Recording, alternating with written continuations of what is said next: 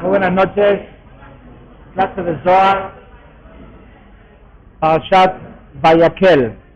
La porción de esta semana pareciera ser que es una réplica o es exactamente igual a la porción de Trumá.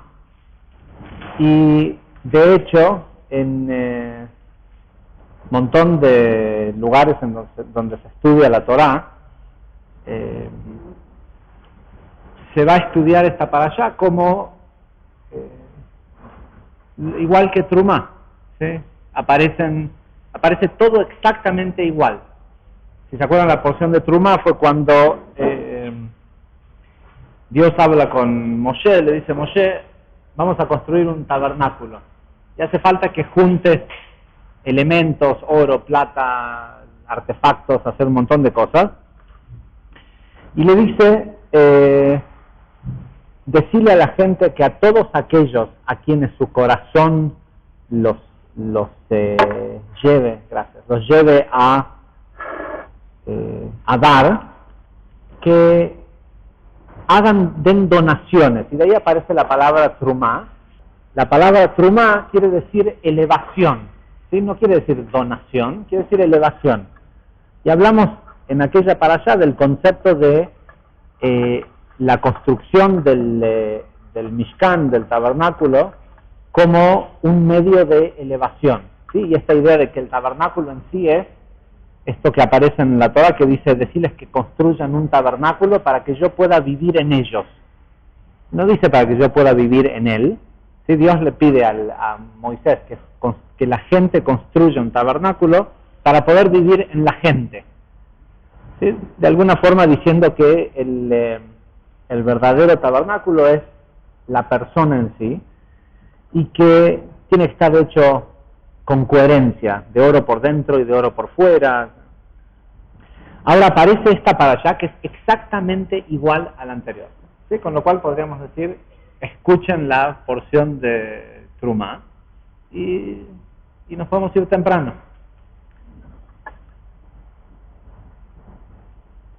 Sin embargo, esta porción se llama distinto.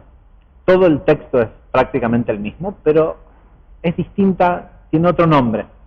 Empieza diciendo: Vayakhel Moshe et kol adaat bnei Israel. Y Moisés congregó. Vayakhel quiere decir y congregó. Viene de Kaal, congregación, ¿sí? Keilah.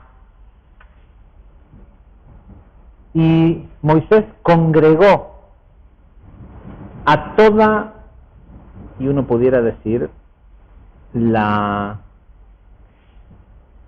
que por una cuestión de elección de palabras, así como cuando uno escribe una carta y no quiere repetir las mismas palabras, como ya utilizó la palabra Vayakhel, que viene de Kaal, decidió, la elección de palabras es Kol Adaat Bnei Israel, que es una forma de decir el pueblo, pero Da'at específicamente, o Adat Bnei Israel, viene de la idea de lo que es una nación, ¿sí? Da'at en realidad es conocimiento, y lo que hace a un grupo de gente una nación no es que tengan un estado o algo así, sino que tengan un mismo ideal, ¿sí? Da'at representa un nivel de conciencia, ¿no?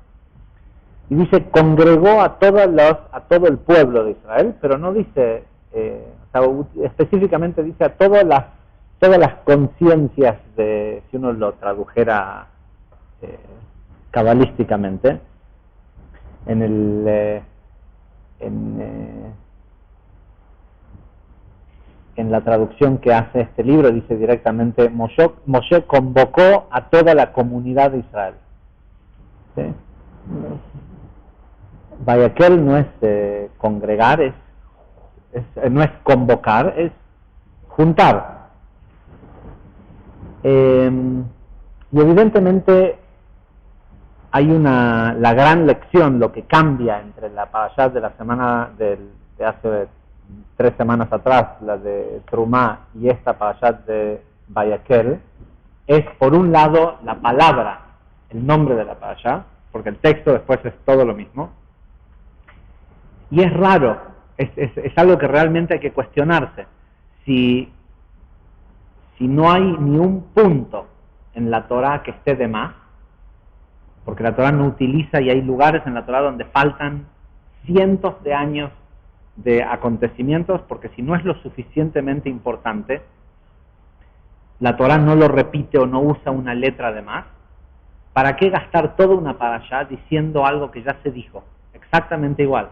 Y este no es el principal de los conflictos que esto debería de crearnos, sino de que si estamos hablando de que esto lo entrega Dios, y Dios siempre, la creación siempre se basa en principios permanentes, ¿sí? Todo lo que Dios dice o lo que creó, están creados bajo un principio de libertad y permanencia. Una vez que algo existe, sigue existiendo por los 6.000 años de la creación. ¿Sí? Todo lo que, ¿sí? Ya lo hemos explicado en otras clases de Zohar, por algo en la parashá de Yitro dice, Dios creó el mundo por 6 días y no durante 6 días, porque todo lo que creó es para que dure los 6 milenios, dice el Zohar. Con lo cual, esta idea de que Dios repita algo, si fuera exactamente lo mismo, es contradictorio con la idea de que algo que ya fue hecho no puede volver a ser hecho.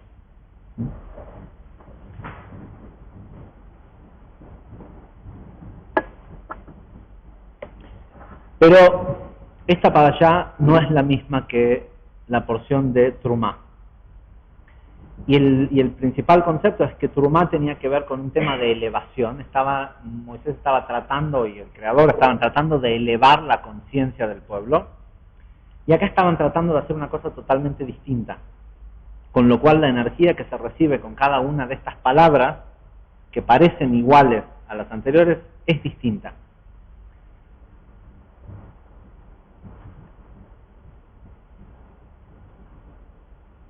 En lo histórico, en lo que difieren las dos parashot, es que esto ocurre después del becerro de oro. ¿Sí? La semana pasada, al final de la parashá de la semana pasada, tuvimos el incidente del becerro de oro.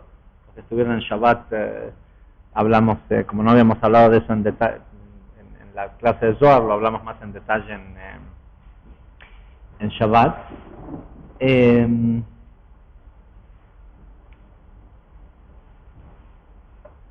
Y la explicación inicial y básica que da el Talmud acerca de esta porción es que en la primer idea de construir el Mishkan y en la primera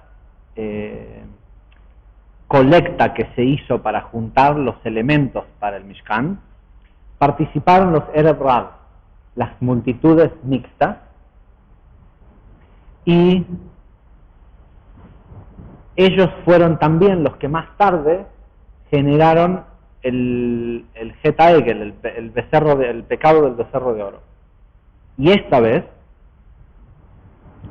cuando dice congregó a las cabezas de los hijos de Israel, Kol Adat Bene Israel, los hijos de Jacob. Israel es, cuando se habla de Israel, en la Biblia por lo menos se habla de Jacob, no es la idea que nosotros tenemos de Israel, de un pueblo, una nación. ¿Sí? Entonces solo aquellos que tenían descendencia de Jacob, a través de las 12 tribus, a ellos los convocó como diciendo, esta vez que vamos a volver a hacer lo mismo, pero sin la impureza de los Erev Rav, que leímos en la parashá de la semana pasada, que después del incidente del becerro de oro, la gran mayoría de ellos murieron, 3.000 y tantos hombres. Ahora hay un comentario muy interesante, y esta es la opinión del Talmud acerca de en qué difieren. Cabalísticamente hay una visión un poco distinta, e incluso cuando leamos qué es lo que dice Rabbi Shimon Bar Yochai acerca de la palabra Vayakel, por qué los juntó y por qué los condeó, van a ver que no tiene nada que ver con con esta visión tradicional que hay al respecto. Lo que sí es importante, y por otro lado, el Zohar comienza las explicaciones de la Parashat de la semana, y les repito, para la mayoría de la gente que estudia Torah, esta Parashat es casi una Torah una Parashat que no se estudia, ¿sí? Porque ya se estudió, o por ahí no se estudia tan a fondo toda Trumá. Total, saben que va a venir Vayakhel, y en la primera veremos cómo se hacían las cortinas, y en la otra veremos cómo se hacían las mesas del templo. El Zohar, en la primera sección de la Parashá, empieza hablando sobre Amalek. ¿Sí? En lugar de hablar sobre, y puede lógicamente uno encontrarle una relación, porque normalmente puede pasar que la porción de este Shabbat pasado fue Purim Katán. ¿Sí? Fue, como tenemos dos meses de Adar, si hubiera habido un solo mes de Adar este año, el sábado pasado hubiera sido Purim. Ahora va a ser dentro de un mes, el 15 de marzo. Perdón. Y si hubiera sido Purim, suele pasar que la porción de Kitizá o la porción de Vayakhel también son Shabbat Zahor. Y en Shabbat Zahor es el único Shabbat donde es obligatorio escuchar la lectura de la Torah, aunque uno sea menor de edad. Los niños también están obligados a escuchar la lectura, y las mujeres también, cuando el resto del año es opcional. Lo que lo hace obligatorio es que se lee la sección de Amalek. ¿Sí? Antes de Purim siempre se lee recordar lo que te hizo Amalek cuando te encontró, y nosotros ya lo hemos explicado muchas veces. Cabalísticamente, Amalek es, les leo lo que dice la primera sección del Zohar, es cortito, el versículo 1 de la porción de Vayakhel. Dice, Vayakhel Moshe et kol adat bnei Israel. Y Moisés juntó a toda la congregación de los hijos de Israel. Rabbi ya abrió la discusión diciendo, y Shaul dijo al cananita, ve y piérdete. Es una sección en Shmuel 1, 15, 6. Ven y miren lo que está escrito acerca de Amalek. Y otra vez vuelve a lo que leemos en Shabbat Zahor. Dice, acordate lo que te hizo Amalek. Dice, sin embargo, sabemos que el santo, bendito sea él, se acuerda de todas las guerras y de todas las naciones con las cuales Israel tuvo que pelear. ¿Por qué es particularmente mencionado, acordate lo que te hizo Amalek? Porque no hubo ni hay una guerra más difícil que la guerra contra él, la guerra que él, Dios, tuvo que pelear contra Amalek. Porque esta guerra que se peleó contra Amalek era en todos los lados, era arriba y era abajo. Dice, porque cuando llega el momento en el que la serpiente es fortificada arriba, también es fortificada en el mundo aquí abajo. Amalek tiene el mismo valor numérico que la palabra Safek. Safek quiere decir duda. ¿Sí?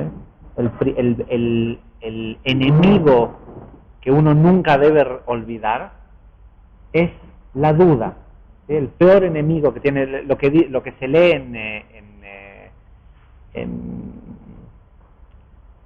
en la porción de Beshalach, cuando ocurre la guerra contra Amalek, dice que ganaron la guerra y que mataron a todo Amalek. ¿Sí? No quedó nadie vivo. de Amalek. Y la Torah dice, Amalek va a ser tu enemigo de generación en generación. Ahora, si los mataste a todos, ¿cómo va a seguir siendo tu enemigo? Y después aparece otra vez Amalek más tarde y pelea con Shaul. Y constantemente aparece esta nación de Amalek. Y ya lo hemos explicado muchas veces. La guerra, la principal guerra que se está peleando en nuestra generación, es una guerra que ocurre en la mente de cada ser humano, y es la guerra contra la incertidumbre. ¿Sí? Por eso es que nunca hubo, como hay hoy en el mundo, tanta ansiedad, ataques de pánico, todo lo que tiene que ver con una guerra que ocurre contra un enemigo invisible, que es la propia conciencia de cada ser humano. Entonces, algo debe tener que ver, más allá del momento que uno puede decir, bueno, claro, el Zohar habla de esto porque seguramente casi todos los años también tiene que ver esta parashá con el tema de las dudas, o de, porque se lee, porque es Shabbat Zahor. Ok, ahora vamos a volver a eso.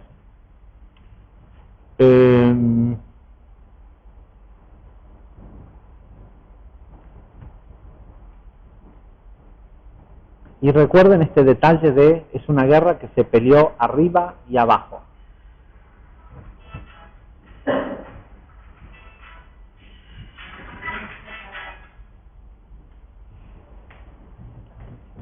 Ok.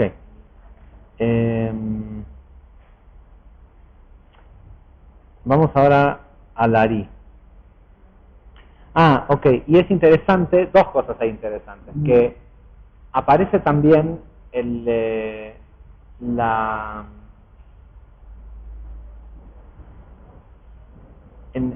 tanto en lo que leímos en el Zohar como en la Haftará que corresponde a esta semana, ¿sí? Aparece el rey Salomón. Y algo interesante a tener en cuenta, esta es una parashá que son muchas piezas que terminan en realidad haciendo una imagen, y vamos al final, ojalá que se vea la foto completa. El rey Salomón prohibió las conversiones durante su reinado. Nadie se podía convertir al judaísmo mientras él fue rey. Y dijo aparte que nadie deberá convertirse al judaísmo cuando llegue Mesías, cuando sea la redención final. ¿Por qué? Dice, para evitar que pase lo mismo que pasó con el becerro de oro. ¿Por qué? Porque en realidad la razón por la cual estas multitudes mixtas se sumaron al pueblo de Israel cuando salieron de Egipto fue porque convenía. ¿Sí? Estás en un lugar donde de golpe hay un montón de plagas, 15 años seguidos, 14 años seguidos de plagas, destrucción, todo esto. Y también hay que preguntarse por qué las multitudes mixtas eran todos magos, gente realmente, eran metafísicos, eran tipos poderosos espiritualmente. Si no hubieran sido poderosos espiritualmente, no pudieran haber hecho un becerro de oro que hablara, que profetizara, que hiciera todas las cosas que hacía este becerro, como para que la gente creyera que era un intermediario a Dios. Entonces, la motivación que tenían era simple. Egipto quedó totalmente destruido. Se va este pueblo y se lleva todas las riquezas de Egipto, ¿sí? Se lleva todo el dinero de Egipto. Y Moisés les avisa a todos públicamente, al que marque la puerta y esto, el que haga esto, el otro, se va a salvar. No tenés que ser demasiado brillante para ver que si las otras 9 plagas anteriores, todo el que no hizo lo que Moisés dijo, le fue mal, y Moisés le dice, va a haber esta plaga y después nos vamos, bueno, por las dudas vamos a hacer lo que dice Moisés. Y hubo este grupo de gente que se acercó al pueblo de Israel por conveniencia. Y acá hay que tener en cuenta que cuando la Torá habla de pueblo de Israel, no habla, porque este libro iba a tener que trascender toda la historia de la humanidad, no está hablando solo de los hijos de Jacob, ¿sí? De hecho, el Arí nos cuenta que todos los que salieron de Egipto, que en ese momento habían encarnado como hijos de las tribus de Jacob, habían sido los mismos egipcios a los cuales Yosef, 210 años antes, los había obligado a circuncidarse. Entonces, es obvio que podrá haber gente que nace de una familia, en una religión, en un país, o en lo que sea, pero eso es algo totalmente temporal a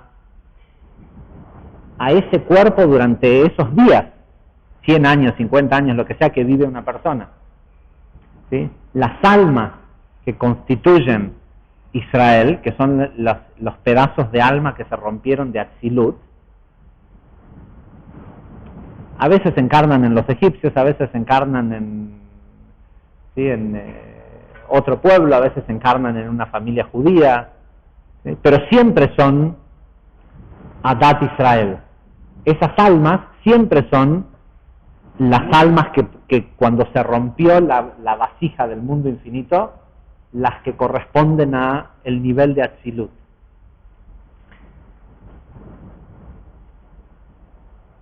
Y obviamente en nuestra generación, por eso el Zohar dice que en nuestra generación solo Mesías va a poder decir quién es y quién no es parte del pueblo de Israel. Lo que eso también quiere decir es solo en la época de Mesías se va a saber quién es realmente espiritual. Esta idea de que alguien piensa que es espiritual porque toma una clase o hace algo, porque ¿sí? No pasa por ahí. Y obviamente que siempre hay gente que se acerca a la espiritualidad por conveniencia, ¿sí? De hecho, cuando una persona se acerca a la espiritualidad porque cayó, ¿sí? Se le muere un ser querido muy cercano, bancarrota, divorcio, todas las razones por las cuales la gente llega a la espiritualidad desde la debilidad, está yendo por conveniencia. Está pensando que a través de, a lo mejor esta es la respuesta, y no está mal, la razón por la cual la vida le facilitó esa caída era para un despertar espiritual. Y hay hasta un tiempo el Zohar dice que hay un tiempo que es donde la persona está al principio totalmente como indultada de cualquier tipo de, o sea, puede cometer errores, puede hacer un montón de cosas respecto al querer crecer espiritualmente, y es un año, ¿sí? Después de un año la persona tiene que tomar responsabilidad, y parte de tomar responsabilidad es saber por qué quiere estudiar Kabbalah o por qué quiere, ¿sí? ser más espiritual, porque está buscando una recompensa física a cambio, ¿sí? Si la recompensa es física, no te sirve la espiritualidad, anda a laburar, ¿sí? Anda a hacer algo físico. ¿Sí? Ahora, que sabemos que a través de herramientas metafísicas una persona puede alcanzar cosas en el plano físico muchísimo más rápido y de una forma más limpia que a través de simplemente ir a trabajar, 100%. Pero esa no debe ser la motivación, ¿sí? Porque en ese caso, anda a robar,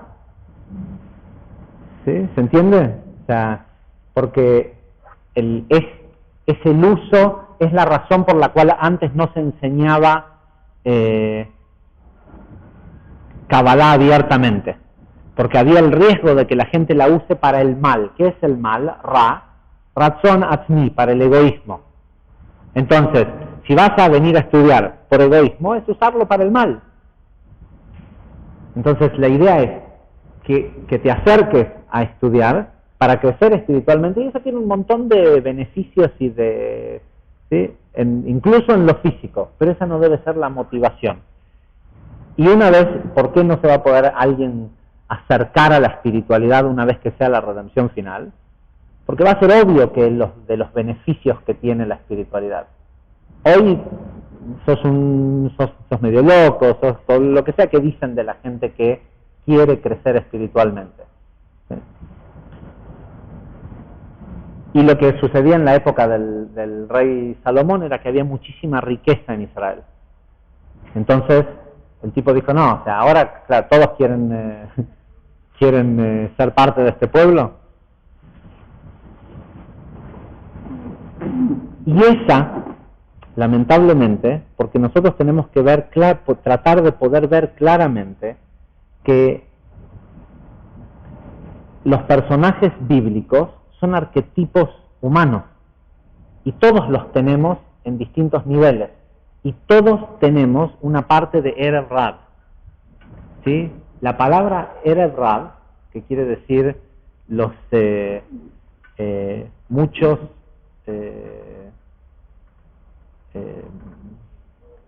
multitudes mixtas es la traducción que se hace.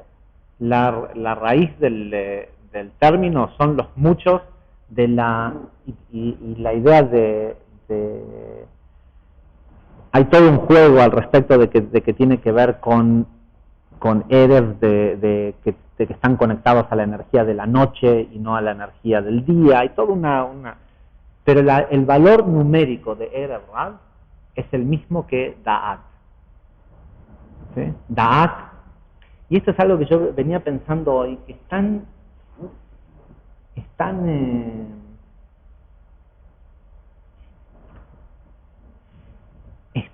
sutil cómo trabaja el Satán, cómo trabaja el otro lado.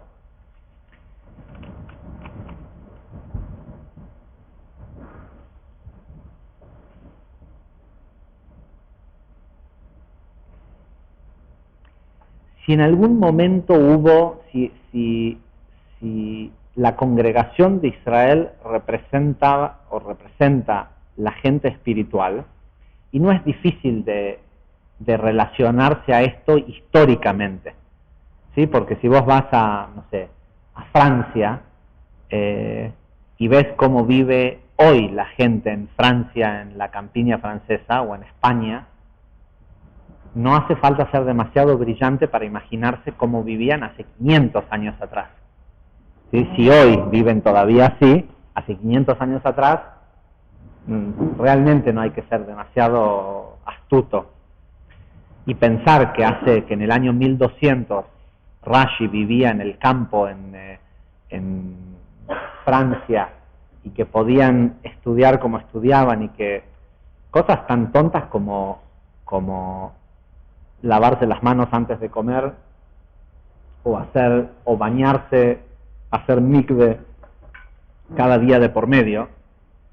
¿Sí? Si vos ves una casa de campo hoy, donde vive hoy todavía gente en esos lugares en Europa, no tienen cómo hoy en día darse un baño por semana. ¿Sí? La gente sigue viviendo con un excusado en el medio del living o de lo que es la sala y en invierno meten los animales para calefaccionar el lugar o viven con los chanchos no sé si en el norte de España la gente vive con chanchos adentro de la casa. Entonces no es difícil en aquel momento imaginarse que un pueblo que concentrara tanto de su tiempo en el estudio de estos de esto que ni siquiera, no sé si en aquel momento realmente hacía falta una creencia o esta gente realmente lo podía ver, Pero no es como hoy, que vos sabés que existe un celular y que existen cosas que no se ven. ¿Sí? Esta gente hablaba y estudiaba sobre Sefirot y sobre mecánicas cuánticas o mecánicas de leyes de causa y efecto, sin tener ningún indicio en el mundo físico que lo validara. Nosotros hoy tenemos infinitos descubrimientos y cosas que te hacen dar cuenta, que fácilmente te puedes dar cuenta que sí, hay ondas que viajan y vibración y sabemos que somos luz y que somos partículas y que esto y que lo otro. Esta gente no tenía eso al alcance de la mano. Entonces, uno puede entender que había un diferencial. De hecho, en Europa, en la época de las plagas y todo esto, como los judíos no se enfermaban de las plagas, y era simplemente porque se lavaban las manos y se bañaban, pensaban que eran brujos. ¿Sí? Si uno entiende eso, y entiende que hubiera gente que pudiera querer acercarse por un beneficio, sea mínimamente el de no morirse en una plaga, ¿sí?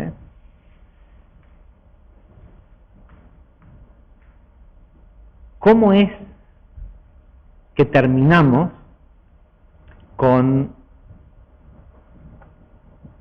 y ahora sí voy a dejar de hablar del pueblo de Israel, con los judíos, entre comillas, que se autodenominan el pueblo de Israel, siendo un pueblo que está tan lejano de la espiritualidad? En algunos factores está muy cercano a la religión, ¿sí? Dentro de la ortodoxia, y aquellos son los menos espirituales ¿sí? del todo, y la concentración que hay hoy en este pueblo en el mundo físico, ¿sí? En la riqueza, en el drive, ¿cómo se dice? El motor del judío moderno es el dinero, ¿sí? Ese es el gran motor. Ok, ya lo explicamos 1000 veces, porque tiene una vasija grande, esto, lo otro, lo que sea. Y en el proceso, ¿cómo terminamos ahí? ¿Sí? ¿Cómo terminó este pueblo ahí, en un lugar tan bajo? Igual que como cuando estaban en Egipto, ¿sí? Totalmente esclavizados a la materia. Y uno pudiera decir, pero y encima hoy hay Kabbalah, ¿sí? Esta otra gente, o en los últimos, no sé, 100 y pico de años, no era algo tan accesible. Y una de las sutilezas en las que ha ganado el Satán es en tantos escritores modernos de la Kabbalah que hablan de Da'at como esto es lo que nos diferencia, ¿sí? La capacidad de dividir, de saber, de poder, porque tenemos Torah, de poder decir lo que es bueno y lo que es malo. Y de hecho hay hasta un orgullo a la intelectualidad del judío. Y es literalmente el veneno que mató a la espiritualidad dentro de ese pueblo. Da'at no es nada bueno, ¿sí? El conocimiento, ¿sí? Es la conexión con Etz Hadat Tov Ra. Hay árbol de la vida, ¿sí? Etz Haim, y árbol del conocimiento, que tranquilamente, por opuestos, debería llamarse en realidad el árbol de la muerte, ¿sí? Lo que mata a las relaciones de pareja, a los negocios, a cosas, es Da'at, es esta dualidad de distinguir entre el bien y el mal.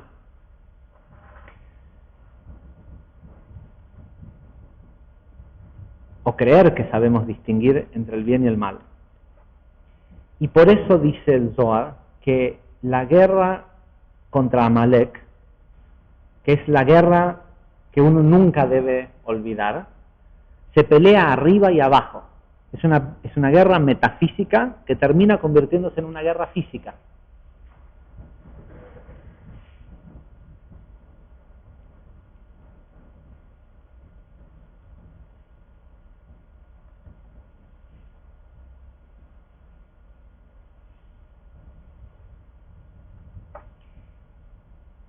Y el Ari dice, ¿cuál es la necesidad? Dice, dice, está escrito, y Moisés, Vayakel Moshe, y Moisés juntó a toda la congregación. Y para decir la palabra congregación, utiliza la palabra Da'at. Adat, dice. Y Adat es una palabra que puede ser permutada a escribir Da'at, conocimiento. Y sabemos también que Erev Rav tiene el mismo valor numérico que la palabra Da'at.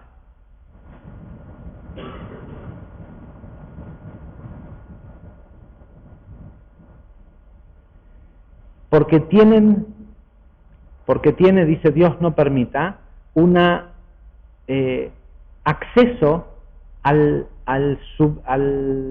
sublime conocimiento divino.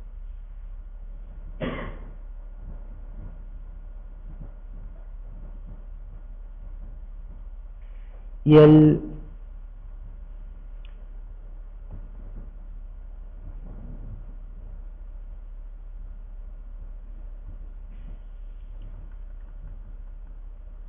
el remedio para esto, porque en realidad a través de Da'at es como la persona conecta con idolatría. Es decir, ¿el pueblo de Israel quiso hacer el becerro de oro? No, fueron los Erev Rav.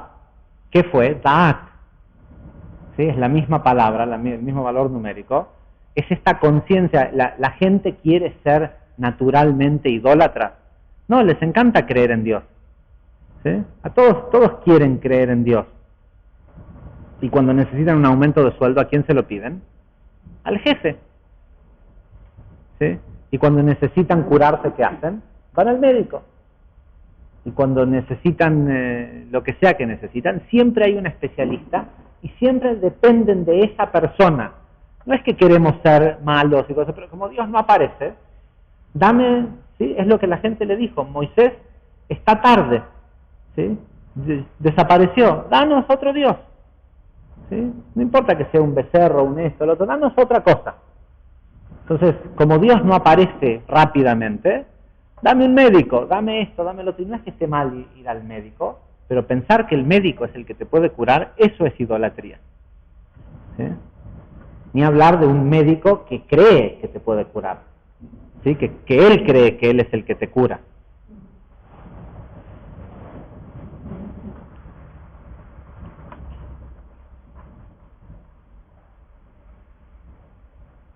Como conectaron con idolatría a través de Da'at, y esto es algo que uno lo tiene que entender, cada vez que uno está midiendo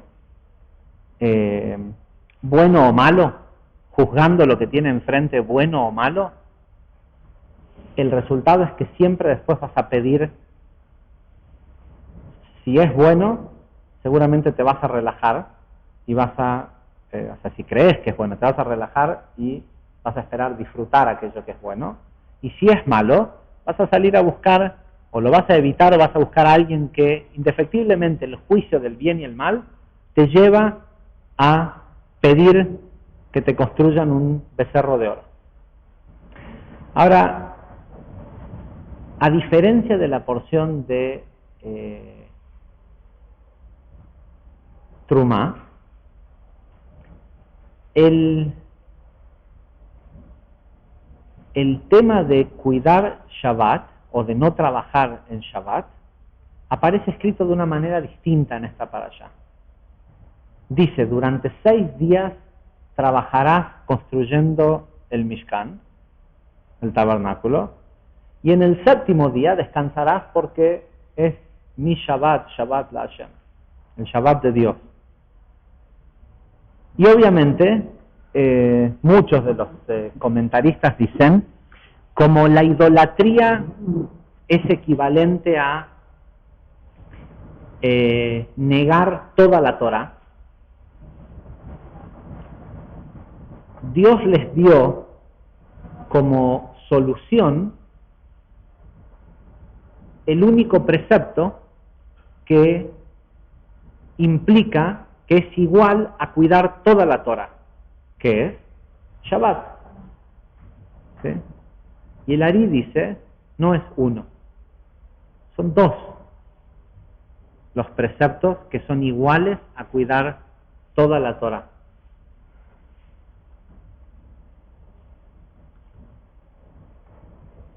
Les leo directos del Ari, dice, siendo que cuando una persona se involucra en idolatría es considerado como que se ha impurificado y ha ido en contra de toda la Torá, Moisés les dio dos cosas que pudieran hacer que sean equivalentes, cualquiera de ellas, a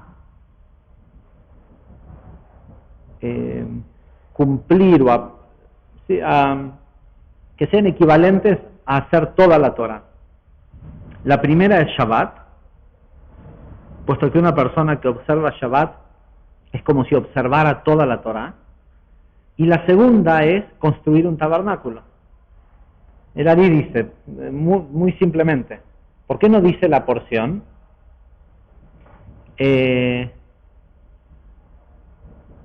Cada 6 días de trabajo, el séptimo descansarás.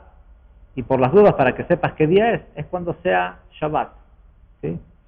Si contás los días desde el domingo, sexto, el séptimo, ese es mi día. Pero no dice eso, dice, durante 6 días trabajarás. Eso es una orden, está escrito en forma imperativa. Durante 6 días trabajarás y el séptimo día descansarás. No hay solo el precepto de el séptimo día descansarás. El primer precepto es durante 6 días trabajarás. ¿Quién trabaja acá de construir un tabernáculo? Nadie. ¿Sí? Sin embargo, el precepto dice, durante 6 días construirás el tabernáculo. Y en el séptimo día descansarás. La primera parte de descansar en Shabbat es trabajar 6 días construyendo un tabernáculo. ¿Para qué había que construir un tabernáculo? Para que el Creador viva en ellos, para que Dios viva en la gente. ¿Qué es la construcción del tabernáculo? Aquel que llega a Shabbat y dice, hago Shabbat. ¿Por qué venís a hacer Shabbat? Y porque Dios dice, ¿pero ya construiste un tabernáculo toda la semana? No sabía. No, entonces no podés hacer Shabbat. El precepto es, trabajarás 6 días construyendo un tabernáculo y en el séptimo día descansarás. Porque ese es Shabbat, el Shabbat de Dios. ¿De qué se trata esto de construir 6 días un tabernáculo? Y nosotros ya lo hemos leído en muchas otras clases de Zohar. Durante los 6 días de la semana, del domingo al viernes, Zeir Anpin y Malhut están espalda a espalda. Es decir, no es fácil entender el porqué de las emociones, de las 6 sefirot emocionales, ¿sí? Del Zeir Anpin. Y lo que constantemente despierta y manipula la emoción es la idolatría. Es todo el tiempo tener incertidumbre, ¿sí? La guerra contra Amalek, todo el tiempo estar juzgando qué es bueno y qué es malo. Si en algo Rav Ashlag se distingue de los cabalistas anteriores a él, y creo que solo por eso es que solo Rav Ashlag fue capaz de escribir el Taf, el Talmud Eser Sfirot. ¿Sí? La Kabbalah existe desde el principio de la creación. Han habido grandes cabalistas, grandes, Rabbi Shimon Bar Yochai, el Ari, el Ramjal, ¿sí? Grandes cabalistas, pero solo Rav Ashlag pudo escribir el Talmud Eser Sfirot. Talmud Eser Sfirot quiere decir la ley de las 10 emanaciones. ¿Sí? Es lo que se conoce como 10 emanaciones luminosas o ¿sí? Taz. Es un libro que tiene, según la edición, pero 7, 8 tomos, que es considerado el único libro de Kabbalah. Todos los demás son libros los libros de Kabbalah, el Zohar, esos son explicaciones de la Torah desde el conocimiento cabalístico. El Taz es el único libro que explica cómo viaja la luz desde lo metafísico a lo físico y cómo se convierte en materia. Cómo funciona el sistema más allá de lo que no se ve. Y lo que seguramente le dio a Rav Ashlag esta capacidad es que Rav Ashlag, primero que nada, fue instruido por un comerciante. ¿Sí? El maestro de Rav Ashlag era un empresario muy famoso en Polonia, que no sabemos quién es, no sabemos cómo se llama. Rav Ashlag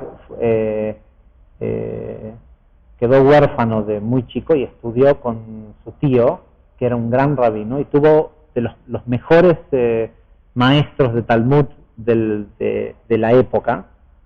Sin embargo, nunca había estudiado Kabbalah hasta que un día se le apareció un tipo ¿sí? Un tipo que era un empresario famoso del lugar donde él vivía, quien él en el momento pensó que venía a verlo para pedirle consejo, para hablar con él, y era lo contrario. Este tipo venía a decirle: te elegí para enseñarte lo que sé y me tenés que prometer que nadie va a saber quién te... Lo único que sabemos del maestro de Rav Ashlag es el día que murió. Y cuando se prende una vela de Ilulá, se prende una vela en nombre del maestro de Rav Ashlag, porque no sabemos realmente cómo se llama, porque le exigió a Rav Ashlag que nunca... Entonces era un tipo que tenía que su vida normal, y esto era la gran lección que tenía para Rav Ashlag. Por eso Rav Ashlag, de venir de una familia de generaciones y generaciones de estudiosos que no trabajaban, Rav Ashlag no permitió que ninguno de sus alumnos viviera de el estudio o de enseñar. Tenían que ir y trabajar. De hecho, Rav Brandwein, que fue su principal discípulo, durante el día trabajaba como albañil y en la tarde estudiaba con Rav Ashlag. Rav Ashlag, lo que lo hace diferente cuando lees los escritos de Rav Ashlag es que es claro que el twist que tiene la Kabbalah de Rav Ashlag es que tiene una gran influencia hermética. ¿Sí? Los 7 principios herméticos están por todos lados de los escritos de Rav Ashlag. Y uno de ellos es el principio de la reciprocidad. ¿Sí? Si se fijan, la idea de Rav Ashlag de la garantía mutua está basada en un principio de reciprocidad. Y esto, que constantemente vemos en el Zohar, le mala, le mata, ¿sí? Fue una guerra que fue arriba y fue abajo, ¿sí? Todo este constante de pintar extremos, ¿sí? Arriba y abajo, caliente, frío, bueno y mal, ¿sí? Todo verdad. El mundo, una vez que llegó y se programó de acuerdo al pecado original, quedó impregnado con esta dualidad de todo verdad. Pero todo siendo vida absoluta y Ra siendo egoísmo, Ratzon Atzmi, el egoísmo. En realidad, y lo que Rav Ashlag dice que es el propósito de la humanidad o el Gmar HaTikun, es encontrar el centro perfecto. Y el centro perfecto es un lugar en donde los extremos desaparecen. ¿Sí? Cuando uno se acerca al centro, los extremos desaparecen. Al punto que, Rabashlat lo dice en sus escritos, pero esto es, si uno lee el principio de la reciprocidad escrito por Hermes, dice literalmente que los extremos son distintos grados de la misma cosa. Son distintos grados de la misma cosa, para entenderlo claramente. Uno agarra un termómetro, ¿sí? El punto cero, ¿es frío o calor? No, ¿es frío o calor? 0 grados. Es frío. Bueno, pero ese es el punto cero. ¿Y qué es calor? Y depende, si le preguntás a alguien en Dubái, calor es 56 grados. ¿Sí? Si le preguntás a alguien en Alaska, 14 grados es calor. ¿Sí? Los extremos son frío y calor. Hay un punto medio en la escala, en cualquiera de las escalas, hay un lugar donde buscas y ves que esta es la mitad. ¿Sí?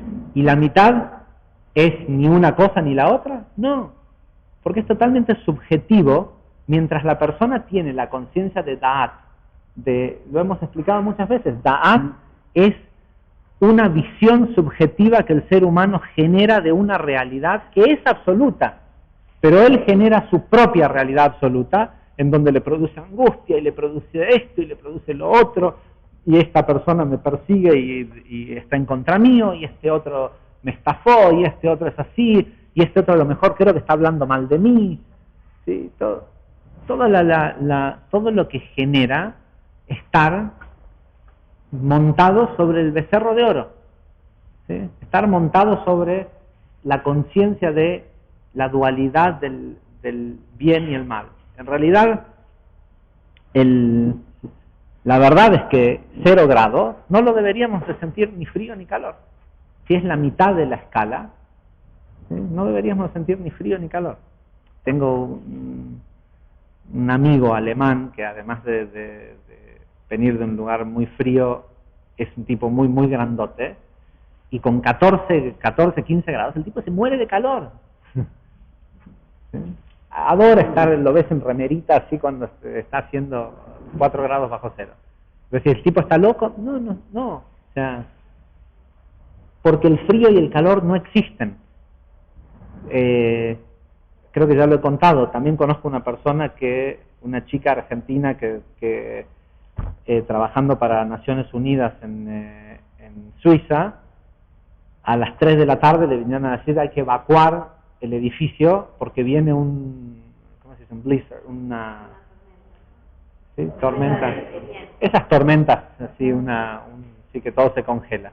Y ella tenía que entregar un trabajo al día siguiente y tenía varias horas más. Y dice, estos suizos, maricones, se van todos porque va a caer un poco de nieve.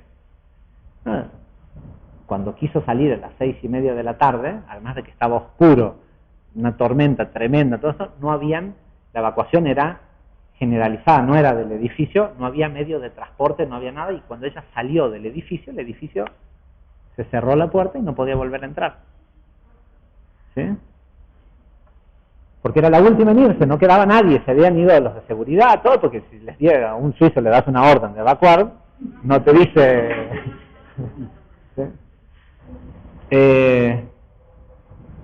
Y se quedó afuera del edificio y empezó a bajar y a bajar y a bajar la temperatura, y llegó un momento en que se dio cuenta, ya que es doctora, es una tipa muy preparada, sabía que se iba a morir de frío, ¿sí? Sabía que lo que le quedaba era muy, muy poco tiempo, y con el mucho abrigo que tenía, que era nada para esa situación, a menos, no sé, 15 grados, 20 grados, una cosa así, la tipa se puso dijo, esto a mí no me va a matar, y se puso a acordarse de que estaba en Brasil en la playa, y pensaba que estaba en la playa, y que estaba, y que no sé, y el dolor que le producía el frío, decía, pensaba para ella misma, no puedo soportar cómo me está quemando el sol. ¿Sí? Y estuvo 5 horas así, hasta que un de esos cosas de rescate que pasan, que hacen como unas rutinas de cosas, la encontró en la parada del colectivo, que era donde se había ido a poner para que tuviera un techito, y la lógica era que 45 minutos después de estar ahí afuera, ella se tendría que haber muerto. ¿Sí? Y estuvo 5 horas en el frío, pensando en que hacía calor, y no se murió.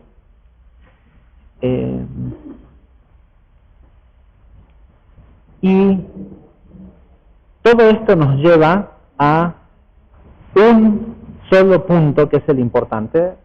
La verdad no voy a leer la otra sección del Zohar respecto a lo que dice el Zohar de por qué los había congregado y demás, que tiene que ver con un tema de protección contra el ángel de la muerte. Pero todo esto nos lleva a esta ley de la reciprocidad. ¿Sí? Siempre lo decimos, dentro de la espiritualidad para este pueblo de Israel, para este tipo de almas de Atzilut, el máximo exponente de una persona absolutamente espiritual es un tzadik, no es un santo. No existe el concepto de santos. Tzadik quiere decir justo. ¿Justo dónde? Justo en medio. Ni más de esto ni más del otro. Para estar justo en medio, que parece tan difícil poder hacer restricción y estar en la columna central y ¿cómo se dice? Pies, perforar la densidad de la realidad que parece contundente y cierta del caos que hay en el mundo, y en realidad darse cuenta que es todo totalmente maniable y que es toda una ilusión. Para eso hay que estar justo en medio. Y la forma de estar justo en medio es abstenerse de juzgar si algo es bueno o es malo. El propósito final que tiene el buscar estar en medio es entender esto de que todo es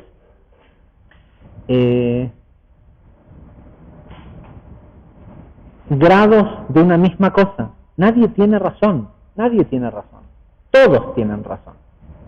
¿Sí? Nadie en particular tiene razón, todos tienen razón. ¿Sí? Todos están en lo cierto. ¿Sí?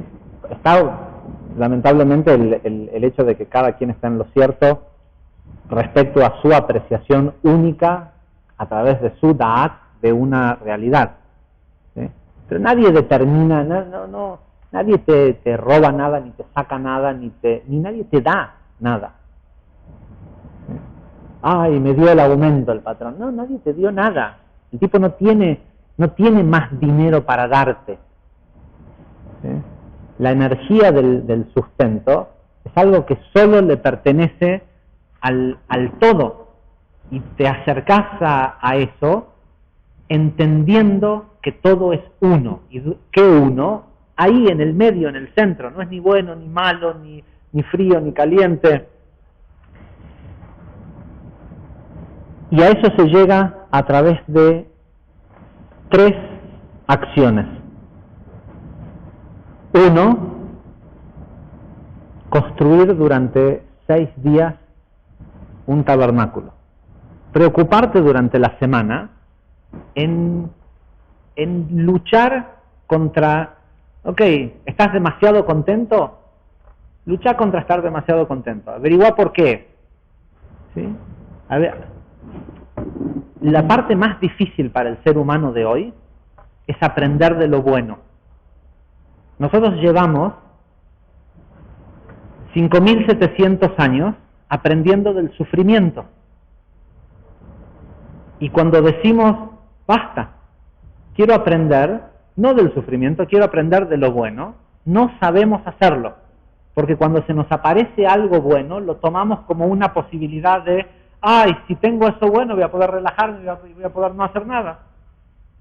¿Sí? ¿Gané $1 millón? Genial. Eso es bueno. ¿Qué voy a hacer? Nada. ¿Sí? Voy a poder estar más tranquilo. Voy a poder hacer menos. Voy a poder eso es lo que te pasa cuando recibís algo bueno. ¿Sí? Si eso es lo que te pasa, es que lo ideal es que se vaya de tu vida lo antes posible. Porque si recibir implica que te relajes, ¿sí? Y el ser humano de hoy tiene tanto tiempo de aprender del caos que cree que lo bueno es un descanso entre enseñanza y enseñanza, ¿sí? Entre caos y caos. Ahora, si ya estás acá y decidiste decirle al universo, pará, yo no quiero aprender más del dolor, quiero aprender del conocimiento de Atzilut, de la idea de la creación. Cada vez que recibís algo bueno, tiene que ser un incentivo y una lección para hacer más, no para hacer menos. Si se te cruza por un instante la idea de cuando tenga más voy a hacer menos, sonaste. ¿Sí? Sonaste. No sabés aprender de lo bueno. Le seguís diciendo al sistema, necesito el caos para aprender. ¿Sí? O sea, necesito la carencia, porque la carencia siempre lleva a la persona, por lo menos desde lo reactivo, a querer hacer más. ¿Sí? Entonces, los días de la semana son para luchar contra la emoción. ¿Sí? Para la emoción de que, uy, es demasiado, ay, qué alegría. ¿Alegría por qué? Porque te das cuenta de que si te pasó eso bueno y tenés eso, tenés posibilidad de hacer mucho más. Genial. Disfrutá también la alegría. Si no, rápidamente salí de esa alegría y fíjate porque lo estás a punto de perder. Si el recibir te lleva a una caída en tu espiritualidad, es lo que decimos siempre, la gente vienen, esto es algo, perdón por las chicas, pero es típico de las mujeres, quieren estudiar y esto otro, porque quieren, ¿cómo encuentro mi alma gemela? Entonces empiezan a hacer y a esto y lo otro y a involucrarse y a querer hacer más, hasta que, también pasa que, ya, en realidad, la verdad tengo que ser honesto, nos ha pasado a nosotros acá más con hombres que con mujeres. Entonces finalmente se ponen de novios y ahora no tienen tiempo de venir a voluntariar. O sea, todo lo que hicieron para recibir eso que buscaban, en el momento que lo reciben, lo dejan de hacer. ¿Por qué? Y porque ahora tienen que ocuparse de que ya ahora tienen novio, o novia, o lo que sea. Y le pasa lo mismo a la gente con la plata y hasta le pasa lo mismo a la gente con la salud. ¿Sí? Mientras están enfermos hacen pruebas, hacen mikve, hacen esto, hacen lo otro, escanean el Zohar, lo que sea, todo. Cuando se sienten bien, ok. Entonces, ¿te sirvió mejorarte físicamente? No. ¿Te sirvió haber ganado más plata? Y no. Para lo que vinimos a hacer en este mundo no te sirvió. Entonces, la semana es para eso, para luchar contra la incertidumbre. Y Shabbat es para descansar. ¿Descansar de qué? De eso mismo. ¿Sí? La conciencia de conectar con Shabbat es decir, ok, ya soy un tzadik. El tiempo, el espacio, el movimiento no existen. Ya está. Ya estoy en el centro. ¿Sí? Porque sabemos que Shabbat es un flash forward en lugar de un flashback. ¿Sí? No es una memoria, sino es una visión desde el futuro hacia el presente del fin de la corrección. Y en el fin de la corrección, por más que seamos poquitos los que quedemos vamos a estar 100% puros. ¿Sí? Entonces Shabbat es eso, y por eso se debería dar, si es que vas a un templo o algo, dar gusto, ir y cantar y leer la Torá o hacer lo que sea, porque ¿qué preocupaciones tenés? Ya se acabó todo el caos. Listo. ¿Sí? Y si lo ves de esa forma, la semana entrante se van a aparecer nuevos desafíos, pero son desafíos más elevados, no toda la vida peleando contra las mismas 10 pequeñeces, ¿sí? Nunca aprendiendo la lección. Por último, como se llega fundamentalmente a esto, la clave está en Vayakel Moshe. Moshe se dio cuenta que tenía que ayudarlos. De hecho, el Zohar explica que en realidad, después del juicio del becerro de oro y del decreto de muerte que hubo sobre el pueblo, donde hubo mucha gente que murió, los que habían participado directamente en el becerro, el ángel de la muerte se quedó entre ellos. Cuando una persona se le mete, se queda atorado en Da'at y empieza a ver que lo que decíamos antes, este está en contra mío, este me robó, este me dio, ¿sí? Y por eso este es bueno, este es malo, este es así, este es asá, y está en el mundo de la dualidad, de grados, ¿sí? De grados totalmente opuestos, y por ende no tiene por qué sorprenderse de que en su vida tenga altibajos, ¿sí? Porque si la conciencia crea realidad y la persona se permite en un mismo momento, ante una misma realidad, considerar que algo es bueno y algo es malo, está en grados totalmente opuestos, ¿sí? Con lo cual sube, baja. Una vez que la persona se estancó ahí, se genera un juicio en contra de la situación.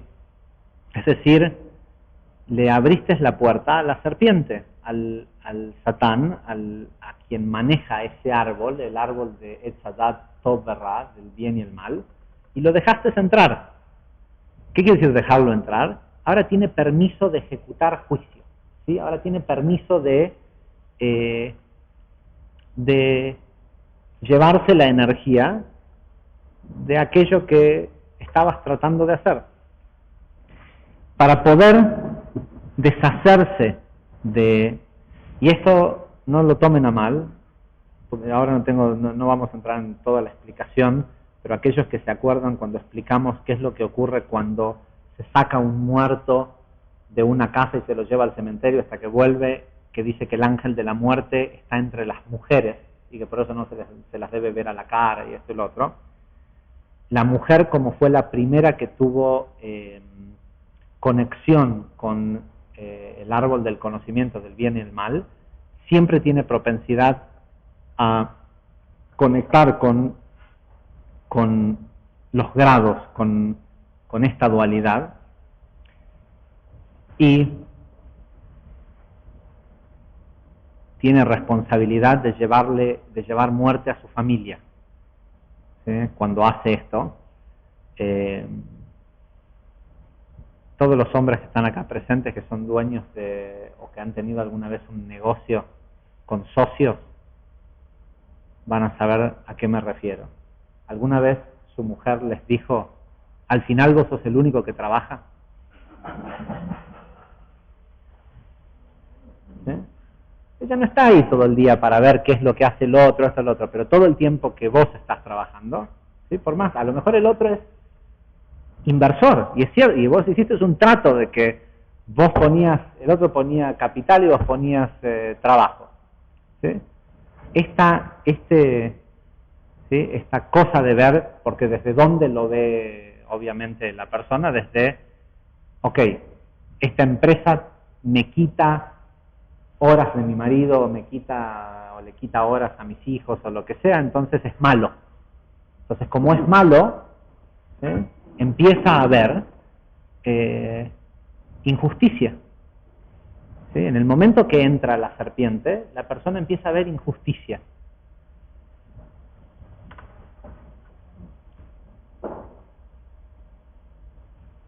Y Moshe nos revela que la única forma de liberarse de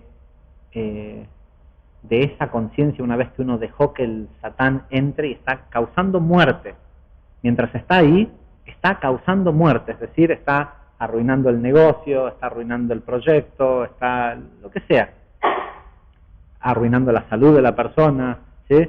Nada se conoce hoy que se sabe realmente, se conoce más de cómo funciona un cuerpo humano. Nada es más nocivo a la salud de una persona que la incertidumbre, ¿sí? Que la angustia, entonces mientras está ahí, mientras le diste espacio a la serpiente para que esté ahí, está matando, está generando muerte, ¿sí? Está enfermando a la persona, está generando muerte. ¿Cómo se la saca? ¿Cómo se resetea eso? Vayakel, ¿sí? Uniéndose, ¿sí? Generando unión entre, o sea, diciendo, ¿sabes qué? Lo único que sirve acá nadie tiene razón, todos tienen razón. Si hubo una pelea, si hubo esto, si hubo lo único que sirve para sacar a la serpiente, en el único lugar en donde la serpiente no puede actuar y tiene que irse, es en un lugar que hay unidad. Unidad. Cuando dos personas se pueden poner de acuerdo en algo, son invencibles. Y esa es la diferencia. Al principio Moshe pensó que se podía hacer un tabernáculo desde la elevación. Elevémonos espiritualmente, hagamos trumá, juntemos, construyamos, ¿sí? Para esta gente no sirvió, porque esta gente tiene demasiado deseo egoísta. La gente que viene del mundo de Atzilut, ¿sí? Viene del lugar más cercano a haber estado totalmente unido con la luz. Entonces conoce un tipo de satisfacción que nada le alcanza, siempre quiere más. Entonces, ¿cómo se hace para querer más, pero que sea positivo tanto para uno como para los demás? Creando, ¿sí? La caída de este pueblo de Israel a la materialidad pasa por el hecho de que quiere lo del otro, ¿no? De que quiere crear. Hay algunos que sí, que se preocupan de ser creadores.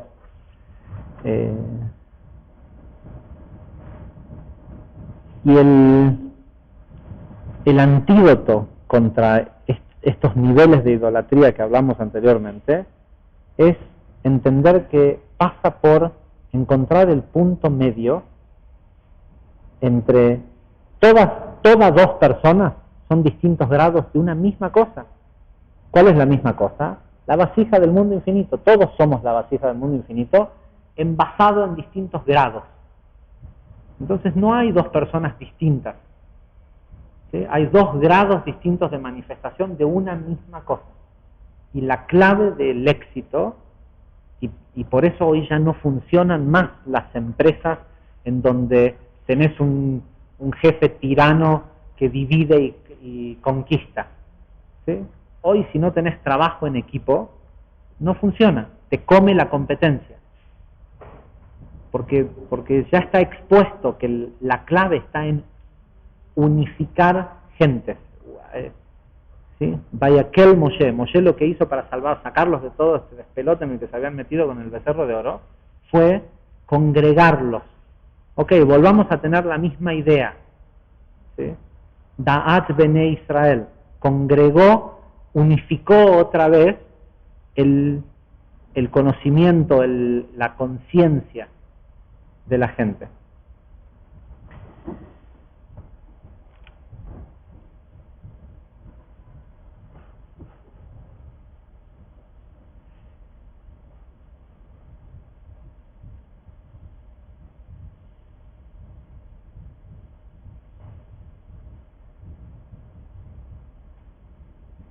Okay, bueno, hay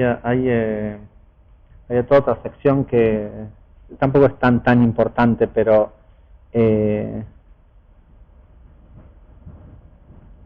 por ahí a lo mejor en Shabbat hablamos de esto, de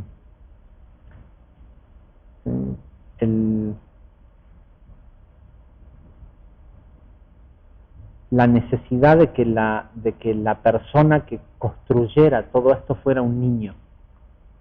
Todo, o sea, todo este trabajo y toda esta cosa de juntar el oro, el esto, de una vez, dos veces, con el Rab, sin el Rab, con esto, con lo otro, para después dárselo a Betzalel.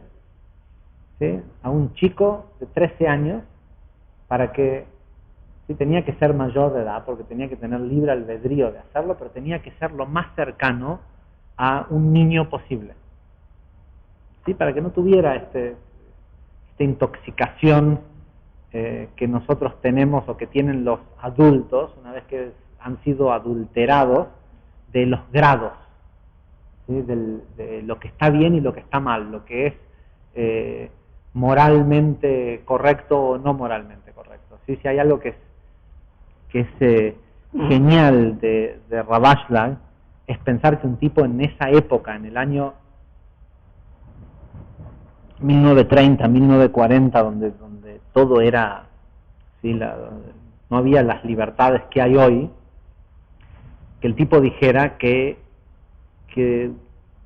uno no debe respetar las normas de la moral y la buena costumbre, que uno debe respetar la Torá, aunque respetar la Torá no sea de buena costumbre, ¿sí?, o moral, ¿sí?, porque lo moral y la buena costumbre y lo ético y todo lo demás es subjetivo de generación en generación, cada 10 años cambia, ¿sí? Cuando yo nunca me voy a olvidar, yo vivía en Estados Unidos cuando salió por primera vez Los Simpsons, y el Christian Coalition, la coalición cristiana, puso el grito en el cielo diciendo de que cómo se podía permitir semejantes atrocidades en lo que ocurría en Los Simpsons, ¿sí?, puesto en un dibujito animado que iba a terminar siendo visto por niños. Y ellos decían, no, es un dibujito animado para adultos, por eso lo pasamos a las 10 de la noche, que es la hora de protección al menor, ¿sí? 20 años más tarde, Los Simpsons los ven chicos de 4 años, 5 años. ¿Sí? Y el mensaje que hay, por más que para los adultos sea muy divertido, es tremendo. Es tremendo. South Park, ¿sí? Conozco un caso específico de gente que los conozco en primera persona, que los hijos, después de ver un capítulo de South Park, decidieron, ¿sí?, se pusieron de acuerdo, una hermana y un hermano, de 14 años y 11 años, en acusar a los padres de abuso sexual, ¿sí?, porque vieron en South Park que uno de los trucos que hacía uno de los chicos era que denunciaban, le inventaban una causa, los padres los denunciaban ¿sí?, porque los papás eran demasiado estrictos. Y en el problema que se metió esta familia, o sea, los pibes tampoco se imaginaban que iban a venir y se los iban a llevar a un asilo y que esto y lo otro, y fue todo y después no es mentira, es esto, es lo otro, lo que sea, 1 año y medio con supervisión, con esto, un montón de cosas, producto de un dibujito animado.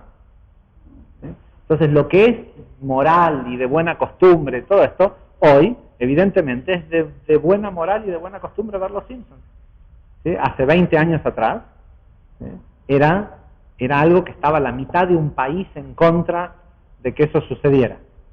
Entonces, en el espectro de lo que es moral y es de buena costumbre en una generación, es fácil estar en medio, ser un tzadik, o estar incluso en la punta del espectro y ser un genio, ¿sí? Pero si te medís ante las leyes universales, no solo que vas a ver lo lejos que estás, sino que vas a ver lo cerca que estás del narcotraficante, del estafador, ¿sí? En un espectro así de chiquito, si vos estás por acá y el narcotraficante está acá, estás lejísimos.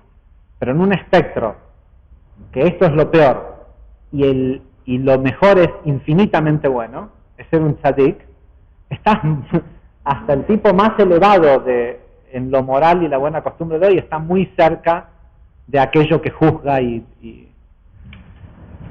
Así que bueno, Besat Hashem, lo que vamos a recibir, y la forma de llegar a eso, es empezar a ver a los demás como uno mismo, ¿sí? Como lo que tanto te molesta de otro siempre es lo que vos haces.